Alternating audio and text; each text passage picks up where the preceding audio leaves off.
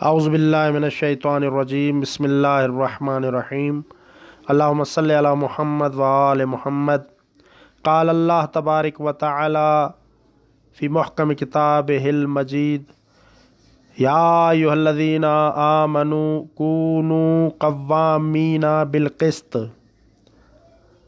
عزیزان محترم، آج ہمارا موضوع گفتگو مولا کائنات امیر المومنین یعصب الدین شیر خدا مشکل کشا شائع عطا حضرت علی ابن ابی طالب علیہ الصلاۃ والسلام کا عدل و انصاف ہے۔ یوں تو دنیا میں بہت سے عادل لوگ گزرے ہیں، بہت سے ایسے لوگ گزرے ہیں جو خود کو عادل کہتے ہیں، عادل کہتے تھے، عادل کہیں گے۔ ماضی، حال اور مستقبل میں بہت سے عادل لوگ گزرے ہیں اور آئیں گے، لیکن سب سے عظیم ہستی کہ جسے ہم عدل و انصاف کا امام کہہ سکتے ہیں، وہ ہستی کہ جنہیں ہم کہہ سکتے ہیں کہ انہوں نے اپنے دور حکومت میں ایسا عدل و انصاف قائم کیا کہ جس کی مثال ملنا ناممکن ہے۔ وہ ہستی کہ جنہوں نے اپنی حکومت کی بنیاد بھی عدل و انصاف پر قرار دی، وہ ہستی کہ جنہوں نے دنیا کو درس دیا کہ اگر تم کوئی نظام لانا چاہتے ہو، اگر تم دنیا میں تبدیلی لانا چاہتے ہو تو دنیا میں عدل و انصاف قائم کرو۔ تمہارے دنیا میں عدل و انصاف قائم کرنے سے دنیا میں عدل و انصاف چھا جائے گا، ہر طرف عدل آ جائے گا۔ امیر المومنین علیہ الصلاۃ والسلام ارشاد فرماتے ہیں، اعدل تحکم، عدل و انصاف سے کام لوگوں پر حکومت کرتے رہو گے۔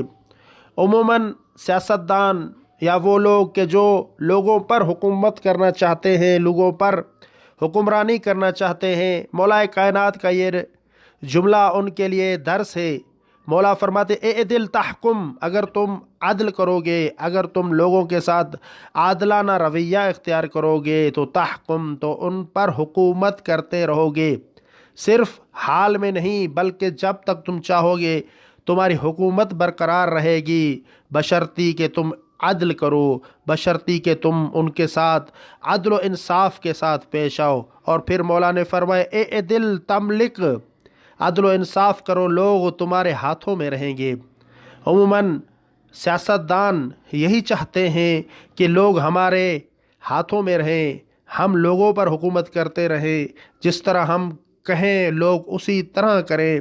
تو مولا کائنات فرماتے ہیں اگر تمہاری آرزو ہے کہ لوگ تمہارے ہاتھوں میں رہیں تو اے دل، تو ان کے ساتھ عدل و انصاف سے پیش آؤ، ان کے ساتھ عادلانہ رویہ اختیار کرو۔ اگر تم ان کے ساتھ عادلانہ رویہ اختیار کرو گے تو یہ تمام لوگ تمہارے ہاتھوں میں رہیں گے۔ تو یہ جملہ بھی امیر المومنین علیہ الصلاۃ والسلام کا ان لوگوں کے لیے کہ جو چاہتے ہیں کہ لوگ ہمارے ہاتھوں میں رہیں، ان کے لیے درس عبرت ہے، درس ہے، ان کے لیے درس ہے۔ اس جملے سے بھی درس حاصل کرنا چاہیے اور لوگوں کے ساتھ عدل و انصاف سے پیش آنا چاہیے۔ اور پھر مولا کائنات فرماتے ہیں کہ ما عمرت البلاد بمثل العدل، جس قدر عدل کے ذریعے ملک آباد ہوئے اتنا کسی اور چیز کے ذریعے آباد نہیں ہوئے۔ وہ لوگ کہ جو لوگوں پر حکمرانی کرنا چاہتے ہیں، ان کے لیے مولا کائنات کا یہ فرمان درس ہے۔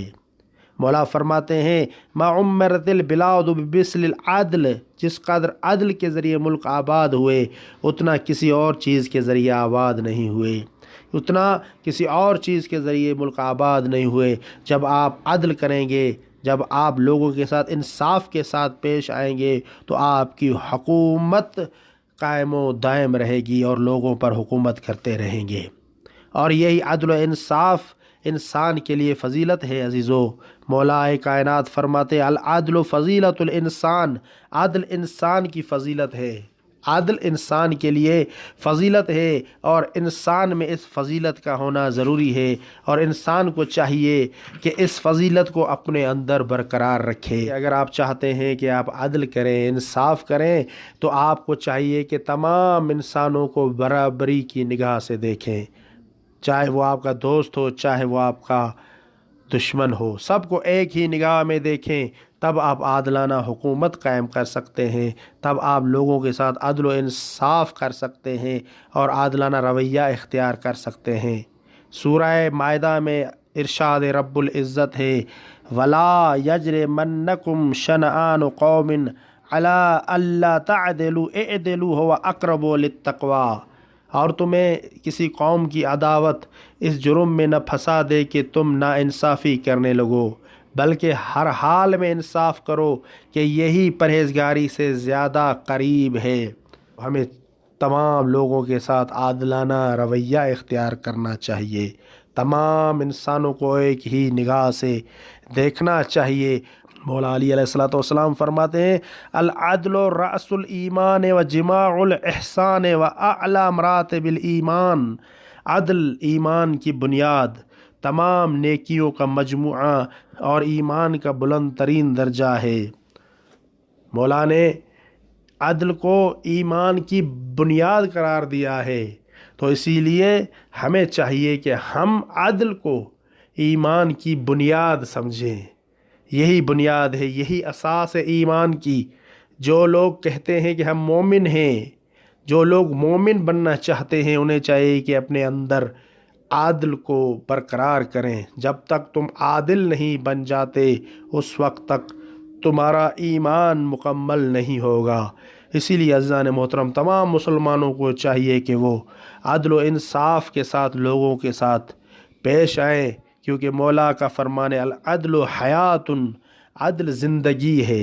اور پھر فرمایا العدل حیات الاحکام، عدل احکام الہی کی زندگی ہے۔ اگر تم زندگی چاہتے ہو تو تمہیں عدل کے ساتھ لوگوں کے ساتھ پیش آنا ہوگا۔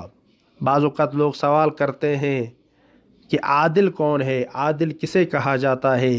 تو مولا امام صادق آل محمد علیہ الصلوۃ والسلام سے جب یہ سوال کیا گیا کہ مولا عادل کون ہے، تو امام علیہ الصلوۃ والسلام نے فرمایا اذا غض طرفہ من المحارم ولسانہ عن المآثم وکفہ عن المظالم، امام فرماتے انسان اس وقت عادل ہوتا ہے جب حرام چیزوں سے آنکھیں بند کر لے، برائیوں سے زبان کو روک لے اور ظلم سے اپنے آپ کو بچائے رکھے۔ انسان اس وقت عادل ہوتا ہے جب حرام چیزوں سے آنکھیں بند کر لے۔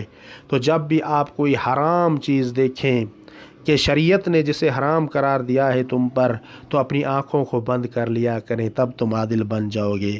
اور پھر فرمائے لسانہ عن المعاصم، امام علیہ الصلوۃ والسلام فرماتے ہیں برائیوں سے زبان کو روک لے، اپنی زبان کو برائیوں سے روک لے، اپنی اس زبان سے جو اللہ تعالیٰ کی عطا کردہ ہے، اس زبان سے گالیاں نہ دیں، اس زبان سے گانے نہ کہیں اور کانوں سے گانے نہ سنیں، اور اس زبان سے کسی کی غیبت نہ کریں، تب تم عادل بن جاؤ گے، تب تم عدل و انصاف کرنے والے بن جاؤ گے۔ اور پھر مولا علیہ الصلوۃ والسلام نے فرمایا وَكَفَّهُ عَنِ الْمَظَالِمِ، اور ظلم سے اپنے آپ کو بچائے رکھے، اپنے ہاتھ کو ظلم سے بچائے رکھے اور کسی پر بھی ظلم نہ کرے، تب اس شخص کو تم کہہ سکتے ہو کہ یہ عادل انسان ہے۔ مولا علی علیہ الصلوۃ والسلام فرماتے ہیں اعدل الناس من انصف عن قوت، عادل ترین انسان وہ ہے جو طاقت رکھتے ہوئے انصاف سے کام لے۔